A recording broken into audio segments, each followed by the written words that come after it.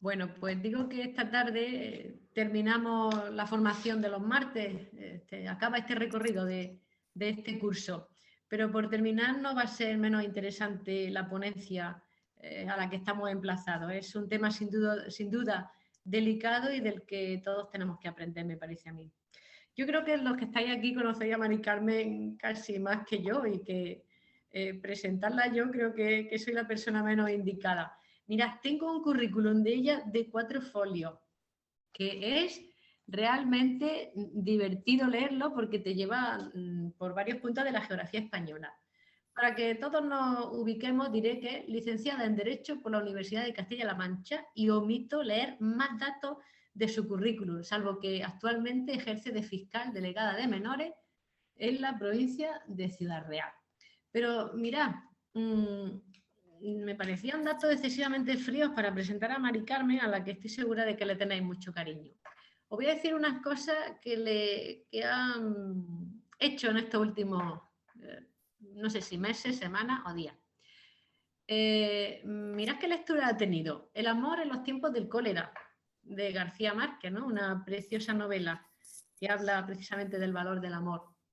Y se ha releído también Cometas en el cielo, si recordáis hace unos años que fue bestseller, ¿no? Esa preciosa novela que nos pasea por la preciosidad de la ciudad de Estambul sin saber los personajes lo que le iba a acontecer poco después. Dice que por deformación profesional ha estado viendo una miniserie que se titula El crimen de la Guardia Urbana, por deformación profesional. Si le preguntamos por personas de referencia en su vida, habla de dos, de su padre y del que es actualmente su jefe, porque busca en ellas personas íntegras, auténticas, sencillas, luchadoras, pasionales y agradecidas. Y como lugar favorito, Mari Carmen escoge el lugar donde se vive la autenticidad.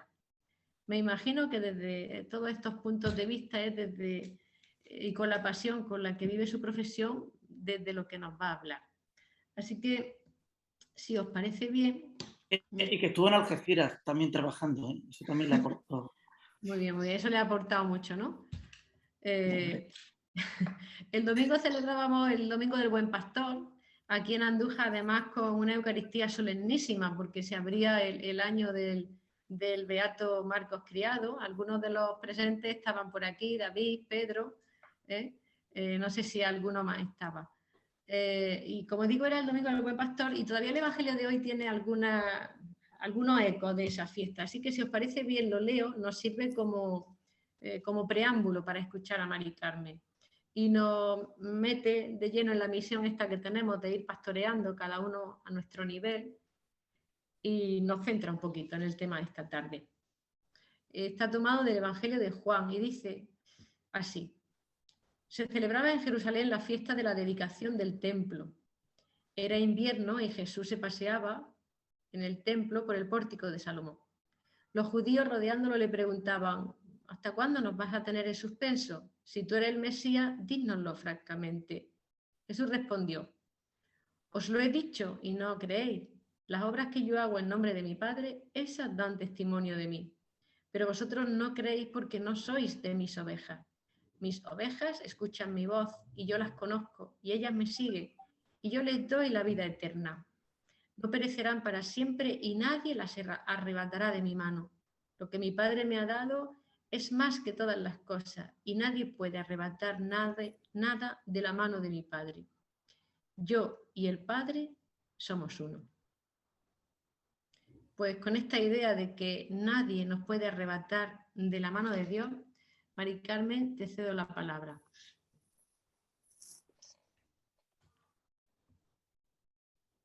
Buenas tardes a todos. Bueno, en primer lugar, gracias a Tony. Esos 4 folios os aseguro que yo no se los he pasado, ¿eh? Yo simplemente le hice mención de lo que yo había leído y de la última serie que había visto. Pero bueno, si hay que destacar algo, aunque ya ha dicho licenciada en Derecho, yo doy un paso más, que es como todos sabéis, y fue el acceso y aprobar la oposición y ejercer como fiscal.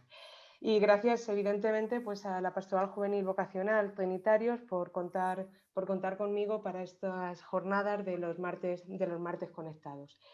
Voy a compartir pantalla, porque aunque ya me ha dado Daniel el visto bueno y sé que está bien, pero para que no me estéis viendo a mí toda la tarde, pues y pueda seguir la presentación.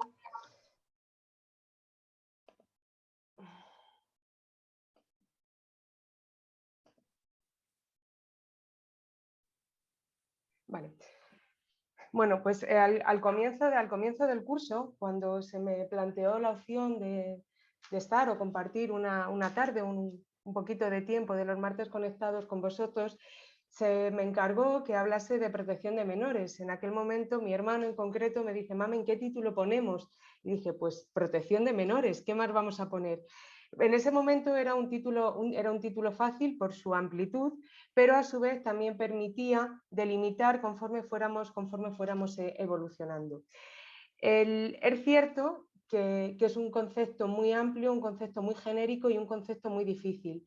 No esperéis de esta tarde, imagino que así será, que no vengáis a obtener soluciones mágicas, porque lógicamente no voy a aportar soluciones mágicas, no voy a analizar caso concreto, es decir, no se trata de establecer un numerus clausus, una definición concreta para luego ir tapando o tachando con X cómo tenemos que actuar con menores, porque sería un flaco favor y en todo caso sería contrario a la esencia de la protección de los menores, pero analizando y evolucionando a través de los diversos martes conectados, y como también bien decía Tony, lógicamente cuando se adjudicó la fecha, en ese momento no miré el Evangelio, pero al Evangelio o a la luz del Evangelio del domingo, pues perfectamente me viene estupendo el título que yo he elegido para la ponencia de esta tarde. A la evolución de este año, y como todos sabemos, a lo largo de los diversos martes hemos visto a María como modelo de fe en Dios Trinidad, a Moisés como modelo de liderazgo hacia la libertad, la innovación pedagógica, la experiencia de liberar al cautivo, la oración como camino hacia la interiorización, el descubrimiento y la personalización de la fe, y finalizábamos el mes pasado el acompañante testigo de la fe en la comunidad. De manera que en esa trayectoria y como modelo más concreto, más específico, como título, pues yo he elegido el Pater Familias. Sé que seguro que hay algún lingüista por ahí y me va a decir que hay un fallo, pero no es un fallo, es una institución jurídica que desde antiguo pues está mal declinado, y a ese Pater Familias yo le he añadido el Pater Mater Familias modelo protector. Y como digo, si lo vemos a la luz del Evangelio, pues nos sirve perfectamente como el buen pastor. En este sentido, como mater, pater, debemos partir del concepto de familia. No voy a entrar en el análisis del concepto de familia. Todos sabemos que actualmente existen diversos conceptos. Ha evolucionado el concepto tradicional de la familia formada por el padre, la madre y los hijos, pero con independencia de cuál sea ese concepto y con independencia que estemos o no de acuerdo con el concepto de familia, lo que sí es cierto, y así está establecido, bueno, pues desde antiguo y en la actual legislación nacional, internacional. En este sentido voy a hacer un paréntesis, voy a intentar no citar muchos textos legales, porque creo que excede del ámbito y del foro, pero en todo caso algún sustento, algún fundamento sí que tengo que citar. Como digo, la familia en las diversas normas nacionales, internacionales, en la propia Constitución española, en las leyes fundamentales de protección del menor, como es la Ley Orgánica de Protección Jurídica del Menor, la 196, o la última ley aprobada el año pasado, el verano pasado, la Ley Orgánica 821 de protección de la infancia y la adolescencia contra la adolescencia. En todas estas normativas y en cualquier ámbito en el cual actuemos, se viene a establecer o se viene a definir la familia como núcleo esencial, como sociedad material, como el de crecimiento y evolución de una persona. En todos los principios de actuación protectora existe una protección social y jurídica de la familia, y en todo, como digo, en todos esos principios de actuación protectora para con los menores se viene a fundamentar y a fomentar el mantenimiento del menor en su familia de origen, así como establecer todo tipo de límites o incluso acabar o finalizar con todas aquellas dificultades que en algún momento justificó que el menor no conviviese en su familia para que vuelva a la misma. Por tanto, tenemos que centrarnos en ese ámbito de familia como ámbito de protección de los menores. Y así, en ese sentido, siempre menciono que los animales son mucho más humanos que los propios humanos, porque si vamos al análisis o vamos al estudio del comportamiento animal, cualquier animal mata por sus crías lo que en algunos casos los propios humanos no hacemos. Por tanto, el buen pater familias, el entorno de protección del menor en la familia como núcleo esencial, como sociedad material de crecimiento y evolución de la persona. De forma muy breve y sin entrar en el estudio detallado del mismo, porque como digo, excede de este ámbito, sí que quiero hacer mención o que sepáis, aunque a lo mejor alguno ya lo sabéis, que la protección como tal, ese término específico, existe en nuestro ordenamiento jurídico. Es una institución específica para llevar a cabo el cuidado y la protección de los menores, indicándose todo el conjunto de derechos que asisten a los menores, así como todo el conjunto de actuaciones que tienen que hacer los órganos institucionales, los órganos administrativos, las entidades públicas para llevar a cabo la protección del menor. Cito ahí las normas fundamentales, pero como digo, no vamos a entrar en ese análisis porque considero que excede del ámbito de esta tarde. No obstante, dentro de este ámbito de protección específica existen dos instituciones básicas que, si bien nosotros no la tenemos que aplicar, sin embargo estos dos artículos, el artículo 17 y el artículo 18 de la Ley Orgánica 196, insisto, la Ley Orgánica de Protección Jurídica del Menor, sí que nos dan claves, pueden ser luces interpretativas en el actuar para con los menores para determinar si efectivamente es necesario o no es necesaria una determinada intervención, o cuando un menor se considera que está en una situación de riesgo o en último término una situación de desamparo. El desamparo, en términos muy burdos, en una explicación muy burda, es aquella situación en la cual está un menor como consecuencia del incumplimiento absoluto de las obligaciones paternofiliales. Como digo, dejando a un lado este ámbito de protección específico, estas instituciones específicas del ámbito público, analizamos nuestro concepto de protección de menores en esta tarde. ¿Qué entendemos por protección de menores? Si lanzase una pregunta al aire, cualquiera de nosotros podemos ser ese muñequito en esta tarde y nos planteamos qué es la protección de menores. En este sentido, de protección debemos indicar que es un concepto muy amplio, pero que en síntesis lo podemos definir como toda aquella conducta que dota a los menores de aquello que es necesario para satisfacer sus necesidades básicas. En cuanto a las necesidades básicas, entendemos las necesidades materiales, físicas y educativas, así como las necesidades emocionales y afectivas. Es decir, ¿qué es la protección del menor?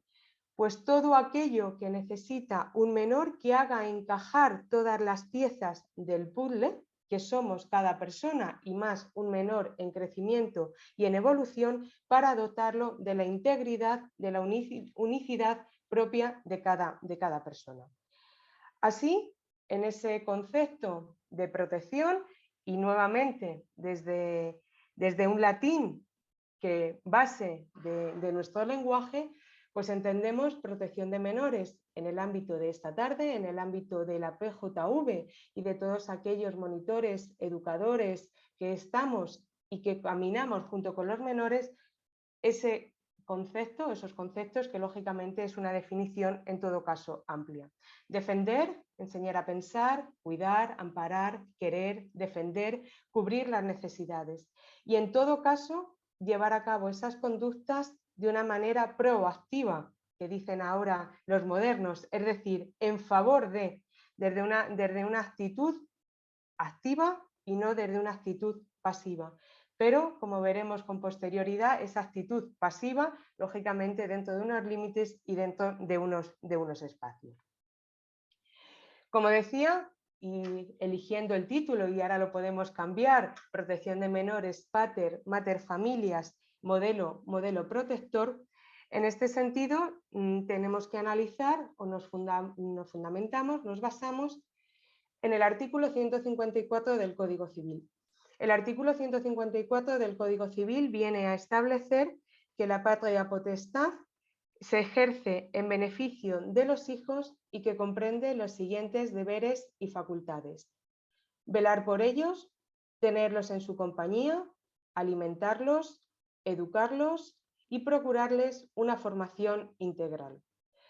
Hago un paréntesis y lo haré a lo largo de la tarde, o insistiré mucho en este concepto, que el Código Civil habla de patria potestad, es decir, aquel conjunto de deberes y facultades inherentes al hecho de ser progenitor. Insisto en este concepto porque muchas veces el lenguaje social, común, coloquial, nos induce a confusión, especialmente en aquellos ámbitos en los cuales los progenitores están separados o están divorciados. Confundimos en un lenguaje común la patria potestad con la guardia y custodia. A veces por desatención del progenitor, que no es el guardador, a veces por imposición o intento de imposición del progenitor, que es guardador, pero no obstante debemos insistir, y a nosotros como educadores, cara a autorizaciones, a permisos, es un concepto que tenemos que tener claro y que debemos no confundir, porque, como digo, la patria potestad, este conjunto de derechos y deberes, es inherente al progenitor, salvo que por causas excepcionales esté suspendido o esté privado de la patria potestad, pero que no difiere o que no anula el hecho de esa separación o ese divorcio de los progenitores. Por tanto, en determinadas cuestiones que afecten a todas estas obligaciones, la capacidad de decisión no es del progenitor, guardador y custodio, sino que es del progenitor que por el mero hecho de serlo. Hecho este paréntesis, y en cuanto a las obligaciones que determina expresamente el Código Civil, en ese artículo 154, nosotros esta tarde nos vamos a quedar con esas dos que están en negrita, especialmente el educarlos y el procurarles una formación integral. Educación y formación integral con la finalidad que cuando veamos a un niño pensemos en el adulto que será, y cuando veamos un adulto pensemos en el niño que fue. Pitágoras nos decía: educa a los niños y no será necesario castigar a los hombres. Si seguimos los ejemplos, Mafalda, la gran Mafalda, nos dice que el derecho a la educación es tan indiscutible que no hay la más mínima esperanza de que algún alma caritativa nos lo quite. O en época de vacuna, pues la educación es la vacuna contra la violencia y la ignorancia. Por tanto, no solamente debemos vacunarnos frente al COVID, sino que debemos vacunarnos también contra la violencia y la ignorancia. Por tanto, en esa facultad, en ese deber o en esa función tuitiva del progenitor, extensible a cualquier ámbito de los que trabajamos con menores, tenemos el fundamento de la educación. El derecho a la educación es un derecho que en la mayoría de las constituciones europeas está plasmado. La Constitución española lo plasma en el artículo 27 en su apartado segundo. Hago un guiño también a la Carta Magna italiana, que el artículo 33 y siguientes también nos determina este derecho a la educación, pero en cuanto a derecho a la educación, señalar o quedarnos no solamente educación con la adquisición de conocimientos, sino que ese propio artículo establece que la educación tiene como objetivo el pleno desarrollo de la personalidad.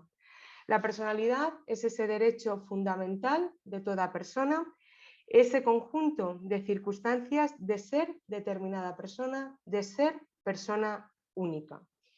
Por tanto, en esa personalidad o en esa educación, y como decíamos con anterioridad, en todo ese conjunto de necesidades básicas de los menores, no solamente podemos educar la mente sin educar el corazón, dado que en otro caso no educaríamos en absoluto.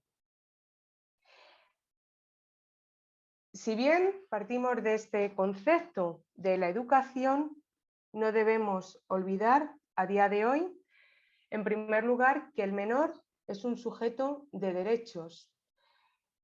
Hemos visto en los últimos años principalmente una evolución en el cambio, o un cambio en el estatus social del niño. Antes el niño era una persona inexistente, no tenía capacidad de decisión, no tenía derecho a ser oído, no se podía tener en cuenta sus opiniones, no se podía tener en cuenta sus intereses. Sin embargo, actualmente debemos concebir al menor como ese sujeto de derechos, un sujeto activo, participativo, creativo, con capacidad de modificar su propio medio personal y social. El menor tiene derecho a ser oído, a ser escuchado en todo aquello que le afecte, en todas aquellas decisiones y máximo si nos vamos a un procedimiento jurisdiccional, en todas aquellas decisiones que le puedan afectar. Pluralidad de normativa, nuevamente vuelvo a la Ley Orgánica 196, donde se vienen a establecer todo ese conjunto de derechos. Evidentemente, en ese crecimiento y evolución del menor, se irá concediendo mayor o menor ejercicio de sus derechos en atención a la edad, a la madurez y al consentimiento. No voy a analizar, cierto que cada una de las distintas materias que se pueden ir tratando esta tarde darían lugar a una ponencia, no voy a hablar de la edad, de la madurez, si son elementos objetivos, si son elementos subjetivos, sería interesante, lo dejo lanzado para el curso que viene, por si a alguien interesa esa diferencia o esa primordialidad que actualmente se le concede a la edad de 12, a la edad de 14 y a la edad de 16. Pero no obstante, como digo, es necesario tener en cuenta esa circunstancia de que el menor es sujeto de derechos. En cuanto al menor sujeto de derechos o íntimamente unido a ese concepto, debemos tener en cuenta el interés superior del menor. Seguro que habéis escuchado por activa y por pasiva en un montón de decisiones, en un montón de actuaciones, el interés superior del menor. Interés superior del menor, que bueno, nosotros lo definimos como un concepto jurídico indeterminado. Concepto jurídico indeterminado que hay que concretar y que hay que determinar en cada caso concreto. ¿Por qué hay que determinar en cada caso concreto? Por el mismo motivo que decía al comienzo, porque toda actividad es tendente a satisfacer o cubrir todas esas necesidades del menor, entendido como persona en su integridad y en todo caso en atención a todas esas circunstancias. Es cierto que si bien no existe un concepto, una definición de lo que debemos entender por el interés superior del menor, sin embargo, no es menos cierto que el artículo 2 de la Ley Orgánica de Protección Jurídica del Menor, ya desde su promulgación con posterioridad en el año 2015, con la modificación de la Ley de la Protección Jurídica a la Infancia y a la Adolescencia, y en último lugar con la ley que hacía mención con anterioridad a la Ley Orgánica 821 de Protección de la Infancia y la Adolescencia contra la Adolescencia, nos viene a establecer nuevamente una serie de criterios que nos sirven para dar luz a ese o para interpretar ese interés superior del menor.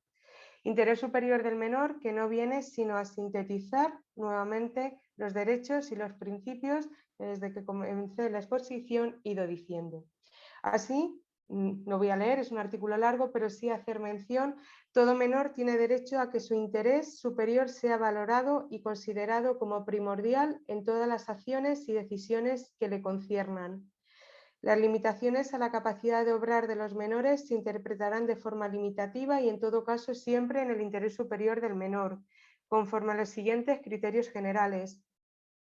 La protección del derecho a la vida, supervivencia y la satisfacción de sus necesidades básicas, tanto materiales, físicas y educativas como emocionales y afectivas. La consideración de los deseos, sentimientos y opiniones del menor, así como su derecho a participar progresivamente en función de su edad, madurez y evolución personal. La convivencia de que su vida tenga lugar en un entorno familiar adecuado y libre de violencia. La preservación de la identidad, cultura y religión, convicciones, orientación, identidad sexual o idioma del menor, todo ello garantizando la evolución y el desarrollo armónico de su personalidad. Por tanto, menor sujeto de derechos, interés superior del menor, pero que supone o que conlleva el establecimiento de un equilibrio, por un lado, en ese menor sujeto de derechos, en esa capacidad del menor en atención a su edad y madurez y su personalidad, y la función tuitiva del pater familias, que somos cada uno de nosotros en el ámbito de actuación, con los menores. Por tanto, ese equilibrio, esa función tuitiva, esa obligación de educar y procurar la formación integral, fundado en el crecimiento y la evolución del menor, en atención a edad, madurez, derechos, personalidad, conlleva una serie de actuaciones, una serie de conductas o comportamientos de ese buen pater familias. Por tanto, y ahí nuevamente la broma de Mingote, cuando llegue a ser menor de edad se van a enterar de quién soy, y esa situación de equilibrio de esa mano protectora. Como digo, ese equilibrio, esas dos patas de la función tuitiva, de la función protectora, junto con el conjunto de derechos de ese menor, ¿qué implica? Pues implica, en primer lugar, que todos los educadores, todas aquellas personas, entendiendo educador, como decimos, en un sentido amplio, de actuar para ese crecimiento y evolución del menor, los educadores tenemos que ser referentes positivos. En este sentido, tenemos que ser autoridad. No vale el principio de igualdad. Es necesario, obviamente, establecer vínculos con esos menores con los que trabajamos, acompañamos, estamos, pero desde esa situación, no me gusta hablar de superioridad, pero sí de autoridad, y no desde una situación o desde un vínculo de amistad, ni siquiera de igualdad. No debemos olvidar la función que cada uno desempeñamos, esa función tuitiva del buen pater familias. Si eres amigo de tus hijos, los dejarás huérfanos. Tus hijos tendrán sus amigos conforme a su edad, pero no debemos olvidar nunca esa función paterno-filial o, en su caso, esa función tuitiva. El establecimiento de esos referentes positivos pues conlleva cuidar de los frágiles, de los débiles, acompañar en su crecimiento y evolución, pero sin quemar las etapas de los propios menores. Nos lo exponía David en una formación, incluso hacía mención en la formación anterior. Hay que educar en esa necesidad de los menores de no quemar etapas. Es necesario acompañar en esa evolución de los menores, siendo críticos y teniendo capacidad de denuncia. Hay que enseñar conforme a las circunstancias de cada caso, conforme a las circunstancias de ese menor concreto y determinado. En esta situación de autoridad o en esta situación de no igualdad, lógicamente diréis, no es cuestión de ser fríos, no es cuestión de no manifestar o tener muestras de cariño. Lógicamente esa función tuitiva también conlleva unas muestras de cariño, pero en esas muestras de cariño tenemos que tener cuidado, dada la edad de las personas a las cuales nos estamos dirigiendo. En este sentido, es importante saber que ese menor es titular de derechos como es el derecho al honor, el derecho a la intimidad, el derecho a la privacidad. Por tanto, y aquí uno, con el tema a día de hoy tan importante o tan común, más que importante, tan común o tan utilizado, de la difusión de imágenes. En primer lugar, insisto que el menor es el titular de esos derechos. Y en ocasiones podemos decir, el menor me ha dado autorización, tengo el consentimiento para fotografiarme con él y a su vez subir, compartir, difundir esa imagen. No obstante, insisto, el menor es titular de ese derecho, pero el menor no tiene su plena capacidad para otorgar ese consentimiento. Por lo tanto, necesitaremos el consentimiento, insisto, de ambos progenitores. Si no están separados, basta con el consentimiento de uno de ellos, pero en otro caso será necesario el consentimiento de ambos progenitores. Al igual que sucede para la difusión de imágenes, sucede para el mero hecho de participar en una excursión o participar en un campamento. Necesario autorización firmada por ambos progenitores o cualquier salida, aunque sea en un momento determinado. Pero como digo, importante y cuidado la difusión de imágenes. Seguro que diréis, son imágenes sin importancia, sin trascendencia, no se está afectando a la intimidad del menor. Es un concepto, la intimidad, un concepto muy propio, muy personal, que habrá que valorar en cada caso concreto. Y en todo caso, atendiendo también a la edad de esos propios menores. Hay que educar al menor en el concepto y en el respeto de su propio cuerpo y en el cuerpo de los demás.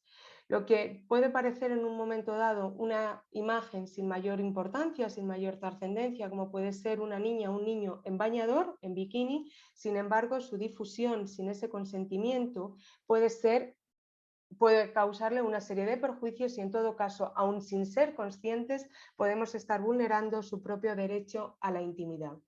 Esa difusión de imágenes, insisto, difusión de imágenes, muestras de cariño, subir fotos de educadores, animadores con un determinado menor, aunque ya lo hagamos en nuestro ámbito y en nuestra esfera personal, no debemos olvidar que estamos en el interior o formamos parte de una determinada institución, ya puede ser el centro educativo en el cual trabajamos, ya puede ser la catequesis, el colegio, la parroquia, la entidad para la cual trabajamos. Con lo cual, esa imagen no la está difundiendo a título personal o no la está captando a título personal ese monitor o ese educador, sino que en el fondo o quien está detrás de todo ello es la institución.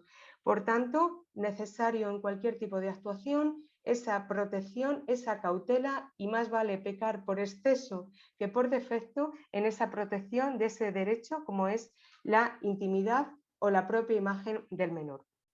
También decía que era necesario establecer esos vínculos positivos que en ningún caso pueden ser establecidos desde el punto de vista de la igualdad. Vínculos, apegos, que en ningún caso pueden suponer el crear o dar satisfacción a nuestras propias carencias, a nuestras propias necesidades y que en todo caso es importante esos vínculos que, insisto, tienen que ser positivos.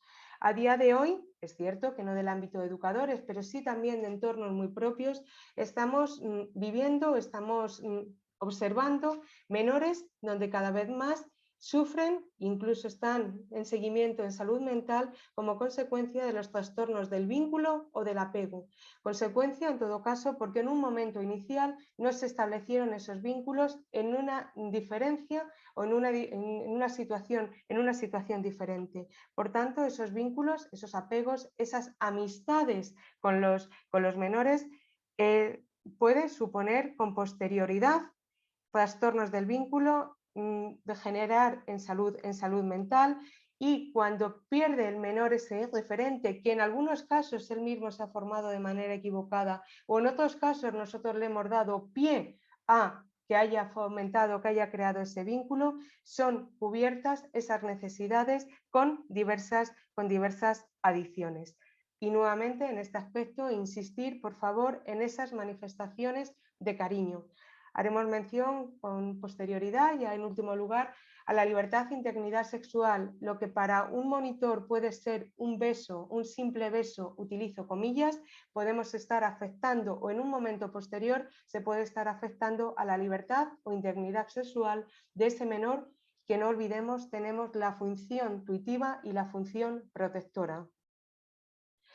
En segundo lugar, también en ese conjunto de derechos y en ese equilibrio es necesario el establecimiento de límites. Vivimos en una sociedad donde cada vez los límites, el no al menor, se establece o no existe, pero con independencia del ámbito familiar, del ámbito social, lo que sí que tenemos que tener claro que en las diversas actividades que los menores están bajo el cuidado, bajo la guarda y custodia de la institución para la cual trabajamos o para la cual somos voluntarios, es necesario ese establecimiento de límites. Establecimiento de límites íntimamente unido a lo anterior de diferenciar espacios, de diferenciar momentos y sobre todo no podemos llevar a cabo la misma conducta que están llevando a cabo los menores. Uno, con lo dicho anteriormente. A día de hoy, ¿quién no se hace un selfie? Si no pasa nada, si todos tenemos móvil, si el móvil es del niño. Bueno, pues esas circunstancias que si en casa se lo permiten y el móvil es del niño y el niño puede subir las fotos que quiera, nosotros como educadores no tenemos ese consentimiento, no tenemos esa autorización y podemos estar vulnerando de forma consciente o inconsciente esos derechos de los menores. Y asimismo, esa necesidad de establecer límites también conlleva no superar los límites, es decir, no debemos llegar a ser o debemos evitar la sobreprotección de los menores. Aquí, uno, con el punto anterior, tenemos que ser conscientes de generar vínculos positivos. Por tanto, debemos olvidarnos de mis niños, es mi niño, es mi grupo, estoy autorizado, puedo hablar con ellos, su mamá, su papá me ha dado ese permiso. Puedes tener ese permiso, insisto, fulanito de copas, persona individual que en su vida privada puede hacer lo que considere, no fulanito de copas, monitor, educador de una determinada institución donde está desempeñando o bien una actividad laboral o bien una actividad de voluntariado en el seno de una determinada institución. Esa no sobreprotección de menores y ese establecimiento de límites conlleva pues educar nuevamente y evitar niños exigentes que impongan su propia voluntad y la necesidad de trabajar la frustración, lo cual va íntimamente unido al concepto de intimidad, al concepto de cuerpo, de privacidad y asimismo debemos indicar que si bien los menores, insisto, son los titulares de ese derecho, no obstante, tiene que estar complementada su capacidad con la autorización y el consentimiento de los progenitores. Si esta tarde salimos todos con la idea de necesario complemento, autorización y consentimiento de los progenitores, os prometo que yo me doy por satisfecha. En tercer lugar, insistíamos también a lo largo de la tarde el derecho del menor a ser oído, a tener capacidad de participación. No obstante, este derecho del menor a ser oído no es un derecho absoluto. En este sentido, también tenemos que educar nuestra forma de actuar con los menores. Por un lado, tenemos que cuidar mucho las formas y los medios de comunicación con los menores. Por un lado, cuando un menor nos esté contando algo, y no voy a analizar los supuestos de menores víctimas, pero cuando un menor nos esté contando algo, no supone que el ser educador o proteger a ese menor se le conceda credibilidad absoluta a todo aquello que se nos está contando, ni a la inversa no darle credibilidad en absoluto. Que cuidar las formas, cómo, por qué estar diciendo y en todo caso necesario analizar, contrastar, intervenir, ni creer ni desmentir. No nos podemos convertir en los defensores de la idea, que puede ser cierta o no cierta, de un determinado menor, y menos porque ese es mi menor, es de mi grupo y con esto yo sé que es verdad o es mentira. Es decir, yo sin más empiezo a valorar. En estos casos, sea lo que nos cuenten en esa situación de acompañamiento, especialmente tenemos que insistir en los supuestos de acoso, de violencia entre los diversos menores. Vuelvo a decir, como decía con anterioridad, dará lugar a una mención aparte, pero especialmente en los temas de acoso tenemos que ser muy cautos. No todo aquello que nos está contando un menor da lugar a una situación de acoso. No toda situación que los propios menores, las propias familias, incluso nosotros en muchas ocasiones calificamos como acoso, da lugar o es una situación de acoso. Por tanto, flaco favor estamos dando a nuestros menores si no les dotamos de medios, de habilidades sociales para solución de conflictos y en segundo lugar, si colgamos porque nos creemos a pie juntillas en función de quién nos lo ha contado o a la inversa, no nos lo creemos en atención al menor que nos lo ha contado, las diversas situaciones. Como digo, flaco favor si colgamos los sanbenitos de menor acosador o de menor acosado. Tenemos que trabajar las situaciones de violencia dotando a los menores de esas técnicas de solución de conflictos, dotarlos de habilidades sociales lejos de la violencia, de la imposición de la voluntad para con iguales o para con diferentes, y mucho menos creernos o defender posturas propias de los menores. no olvidemos esa diferencia y esos vínculos positivos a los que hacía mención al comienzo. Importante en estas formas de comunicación el uso de WhatsApp. No soy anti-WhatsApp, evidentemente vivo en el mundo en el que vivo y utilizo WhatsApp como el que más.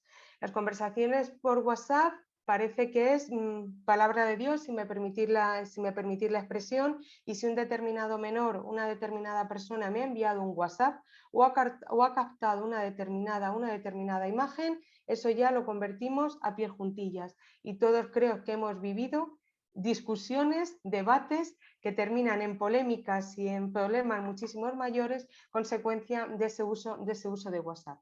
Por tanto, esto es como consejo, lógicamente no se puede prohibir, en ese ámbito de educador, en esa situación de autoridad, fuera de grupos de WhatsApp. Cada uno con su vida privada, insisto, desde su libertad puede hacer lo que quiera. Como educador, como voluntario, de una determinada institución, las conversaciones con WhatsApp, los grupos con WhatsApp de los propios menores, en el cual las conversaciones son de lenguaje propio de menores, donde las conversaciones son difusiones de imágenes propias del ámbito de menores, no podemos o no deberíamos estar como educadores, como esos vínculos positivos. Y asimismo tampoco debemos, y vuelvo a insistir, acceder o estando en esos grupos de WhatsApp, difundir las imágenes al igual que las ha difundido una persona. En este sentido, quiero que sepáis también que si una persona voluntariamente ha prestado su consentimiento y ha difundido la imagen, si con posterioridad no tenemos ese consentimiento y somos nosotros los que difundimos esa imagen, aunque nos haya llegado por el medio que nos haya llegado, incluso con el consentimiento expreso de la persona que le afecta, si la difusión de esa imagen afecta a la intimidad, en el fondo estamos cometiendo un hecho delictivo, porque no contamos con el consentimiento. El consentimiento y la difusión fue en un ámbito concreto y determinado y no en un ámbito fuera de ese ámbito. Y mucho más, lógicamente, si estamos en presencia de menores. A su vez, el que los menores nos cuenten algo o cuando nos cuenten un determinado hecho que pueda ser objeto, insisto, que el menor pueda ser víctima, por favor, cuidado también con la victimización secundaria. La victimización secundaria, el someter o el pedir al menor que una y otra vez a personas diferentes, porque tenga confianza, le pidamos que nos cuente qué le ha pasado. Más si ya estamos hablando de entornos de confianza, de intimidad, donde el menor nos puede estar contando auténticas situaciones de violencia o auténticas situaciones delictivas que puede estar viviendo en su familia. Si me lo cuenta a mí como educador, yo a su vez se lo cuento a mi compañero de grupo, pero no me vale, sino que le pido al menor que me lo cuente, o a su vez también pido que nos lo vayamos contando por WhatsApp. En el fondo estamos sometiendo y estamos vulnerando, estamos atacando la propia integridad de ese menor. O, a la inversa, podemos estar atacando la propia integridad de la persona a la cual el menor culpa o manifiesta que es el autor para que él sea víctima. Porque no olvidemos que una mentira contada muchas veces al final se puede convertir en verdad, o así al menos lo consideramos. Y por último, quiero hacer mención, como hacía con anterioridad o también adelantaba, el derecho a la libertad o integridad sexual. Así, en este sentido, y nuevamente sin entrar en el debate o sin considerar, al igual que sucedía con el concepto de familia, si la edad de 16 años para prestar el consentimiento sexual es adecuado, no es adecuado, si se debe elevar, si no se debe elevar la edad, si debemos atender a la edad, a la madurez. No obstante, como digo, a día de hoy, el consentimiento sexual en España, la prestación libre y voluntaria de ese consentimiento sexual, está establecido a la edad de 16 años. Edad de 16 años que, lógicamente, o está íntimamente unido, como digo, al derecho a la libertad o integridad sexual. Son dos derechos o dos conceptos totalmente diferentes. Derecho a la libertad, la capacidad para cada uno manifestar su sexualidad o ejercer su sexualidad como considere, y el derecho a la indemnidad sexual. El derecho a la indemnidad sexual es el derecho que tiene toda persona a no sufrir interferencias en la formación de su propia sexualidad. Por tanto, está íntimamente unido al derecho a la personalidad, de la cual veníamos hablando desde el comienzo. Nuevamente, el menor es el titular de ese derecho a la libertad o indemnidad sexual, pero a día de hoy no se considera que el menor tenga consentimiento por debajo de la edad de 16 años, tenga capacidad, a prestar dicho consentimiento para el mantenimiento de las relaciones sexuales. No vamos a analizar los diversos tipos delictivos o las diversas conductas delictivas que pueden afectar o que pueden atentar a la libertad o integridad sexual de los menores. En la mayoría de los casos nos vamos o pensamos simplemente en el término violación que a su vez nosotros diferenciamos, porque violación única y exclusivamente es cuando existe penetración, pero con independencia de todo ello sí que quiero decir que sí que se diferencian dos conductas delictivas diferentes, el abuso y la agresión sexual. La agresión sexual es ese ataque a la libertad o indemnidad sexual con violencia o intimidación, y el abuso en aquellos casos en los cuales no existe esa violencia o intimidación, pero no existe el consentimiento de la persona. En este sentido, en nuestro ordenamiento jurídico existe una presunción iuris et de iure, es decir, no existe ningún elemento que pueda contradecir esa presunción, en virtud del cual toda persona menor de 16 años se entiende que no tiene capacidad para prestar ese consentimiento. Por tanto, toda conducta sexual llevada a cabo con una persona menor de 16 años, lógicamente entendemos una persona adulta, pero toda conducta llevada a cabo con una persona inferior a 16 años entendemos que es un abuso sexual. Y en cuanto a abuso sexual, como decía, no debemos pensar única y exclusivamente en los supuestos de penetración en cualquiera de sus formas, sino un mero tocamiento, un mero beso, estamos en presencia de un abuso sexual. Por tanto, no es que pongamos el grito en el cielo cuando veamos estas situaciones, pero sí que de alguna manera nos debemos plantear si somos cómplices, si guardamos silencio ante estas situaciones en las cuales tenemos conocimiento que una persona menor de 16 años que no tiene esa capacidad para prestar el consentimiento sexual está llevando a cabo conductas de contenido o índole sexual, y si de alguna manera puede estar afectada ese derecho a la libertad o integridad sexual. Como decía, este tipo de conductas no solamente se producen los supuestos de abusos, agresiones sexuales, a día de hoy todo tipo de conductas a través de Internet, que también en ocasiones pues, no llegamos a ser conscientes, la situación de grooming, la situación de sexting, el envío de fotografías, el envío de mensajes de texto, el enlazar o enganchar con menores, contactar con menores para a través del engaño, el envío de imágenes, de fotografías, de vídeos, de uso de cámaras, que en el fondo pues puede ser que estemos con ese conjunto de fotografías teniendo un material pornográfico, y no solamente a través del engaño, también en ocasiones nosotros mismos con esos propios menores o a través de esos grupos de WhatsApp, si no ponemos ningún tipo de límites podemos estar recibiendo ese tipo de imágenes, pero como digo, todo ese tipo de conductas en el fondo se puede estar afectando, los peligros de Internet puede estar afectando a la intimidad. Esta imagen me gusta especialmente, sé que muchos no conoceríais Messenger, bueno, sí, los de esta tarde sí, el Messenger, pero bueno, pues la imagen creo que es característica. Sí que tenemos a Diana de 12 años, que evidentemente tiene un perfil equiparable a su edad, y por otro lado pues tenemos a José, que a través de Internet y con esa inhibición que nos concede Internet, pues intenta contactar con Diana. Pero como digo, importante el derecho a la intimidad, el concepto de cuerpo, de privacidad, difusión de imágenes, libertad e indemnidad sexual y el consentimiento, insisto, para todos aquellos que tengan más de 16 años, dado que en otro caso se considera que cualquier situación sexual con esa persona es una situación no consentida. Termino lógicamente con este artículo. Este artículo viene a establecer o viene a determinar una exclusión de la responsabilidad penal. Lógicamente habrá que analizar cada caso concreto, que son aquellos supuestos en los cuales existe el consentimiento libre del menor de 16 años, con lo cual si el autor es una persona próxima al menor por edad y grado de madurez, pues en ese caso se puede exonerar o se puede excluir esa responsabilidad penal. Pero en todo caso será en un momento posterior, un momento en el cual se haya analizado esa diferencia de edad y grado de madurez.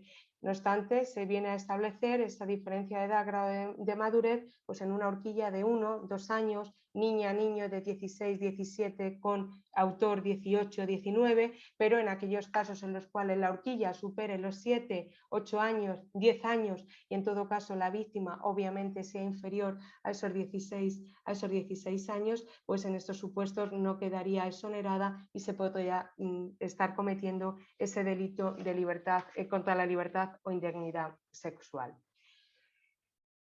En hora total, solamente me queda daros las gracias por la atención y bueno, pues por estas pinceladas que he intentado exponer de forma sintética. Como digo, es una materia compleja, muy difícil, que hay que analizar en cada caso concreto, pero la idea mía pues era un poco convertirnos en este pater familias, en las obligaciones del pater familias, seguido a la luz del Evangelio del buen pastor, con todas esas obligaciones, deberes y facultades que siempre hay que ejercer o que llevar a cabo en beneficio e interés del propio menor.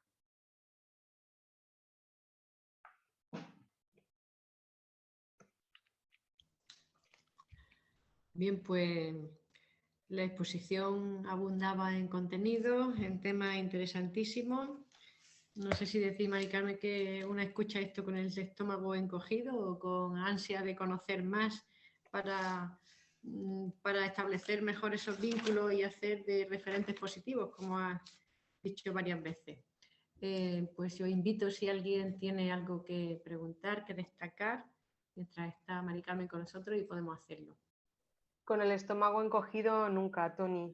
Simplemente con capacidad de apertura y siendo conscientes, bueno, pues a veces de las dificultades que tenemos y sobre todo pues en lo que insistimos siempre, la necesidad de formación y que no solamente sirve o basta en muchos casos una buena voluntad o una manifestación del cariño o del cuidado, porque siempre se ha hecho así y siempre los abuelos nos han comido a besos. Pero bueno, ese comer a besos más allá de ese ámbito de familia, pues también tenemos que tener cuidado. Esos besos, el sentar a los niños encima, el coger a los niños, porque no somos conscientes muchas veces, aunque no lo hagamos intencionado, de las conductas que estamos llevando a cabo. Por eso, Mari Carmen, el estómago está encogido, porque pasamos un cuarto del día, de las 24 horas, pues ahí estamos rodeados de niños y de muchas personas adultas, profesores, padres, mayores, menores. Entonces, bueno, pues este tema siempre, en fin, es conflictivo y interesante a la vez, y desde luego con mucha necesidad de formación en él. Bueno, insisto en que alguien de los participantes lance alguna pregunta. O Pedro, pide la palabra Pedro. Pedro Aliaga. Sí, Mari Carmen, felicitarte por esta exposición y que ha sido como un aperitivo, y yo creo que nos hemos quedado con ganas de más, de profundizar muchos de los temas a los que has apuntado aquí, ¿no? Porque el mundo de la protección del menor nos interesa, porque somos cristianos, porque somos iglesia y porque tenemos una responsabilidad educativa muy grande, ¿no? En nuestras instituciones, en la pastoral, etc. Hay un tema al que cuando yo he oído hablar de protección de menores en la iglesia, he oído aludir, pero en un tono moral, y me gustaría oír a alguien que pertenece al mundo del derecho, a ver qué me dice de esto, es que quien tiene una responsabilidad pública, vamos a llamar, un sacerdote, un maestro, un catequista, etcétera, su responsabilidad ante el menor es mayor que la de otro ciudadano. No sé si he expresado bien la idea, ¿no? Eso a nivel, en el derecho, por ejemplo, español, ¿eso cómo se puede explicar?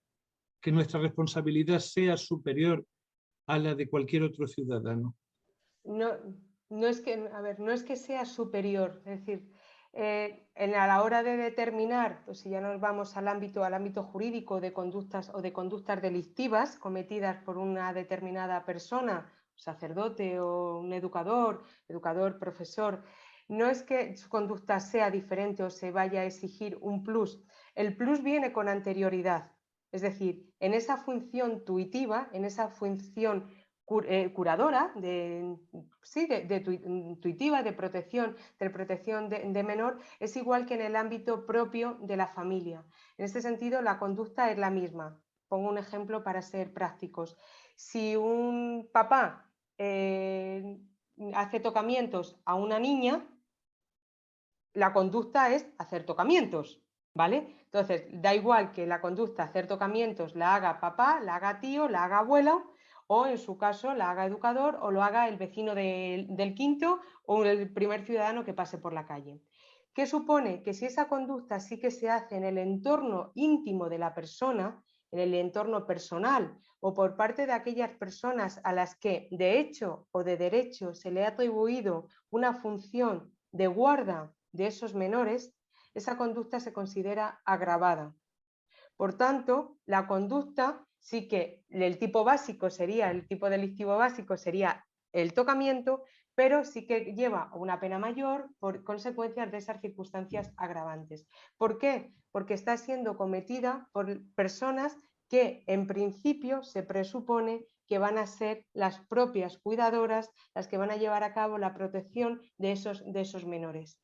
Y que a su vez, para determinar esa conducta, para que el menor lo manifieste, para que el menor lo denuncie, conlleva también una dificultad añadida, porque se le está educando, y utilizo comillas, al menor en un comportamiento, en una actitud que él cree que es la normal, porque es lo que ha visto, porque es lo que ha vivido, porque es en lo que ha crecido. Con lo cual, no tiene ese concepto de que no es la forma normal de actuar. Al igual que hablo de delitos, libertad e integridad sexual, podemos hablar del ámbito de la violencia familiar. Si hablamos de violencia y un menor que crece en un entorno de violencia, pues se considera que eso es lo normal. Esa es la forma de comunicarse, de relacionarse con los demás. Por tanto, no es que se le exija un plus, sino que una vez justificada y acreditada efectivamente que esa conducta ha sido llevada por entorno familiar, entorno educativo, por todas aquellas personas, insisto, que en un primer momento tienen una mayor capacidad de proteger, o se presupone que tienen esa capacidad de proteger al menor, porque no deja de ser un entorno íntimo, pues la conducta se considera más agravada. Las penas son más graves, más elevadas, etcétera.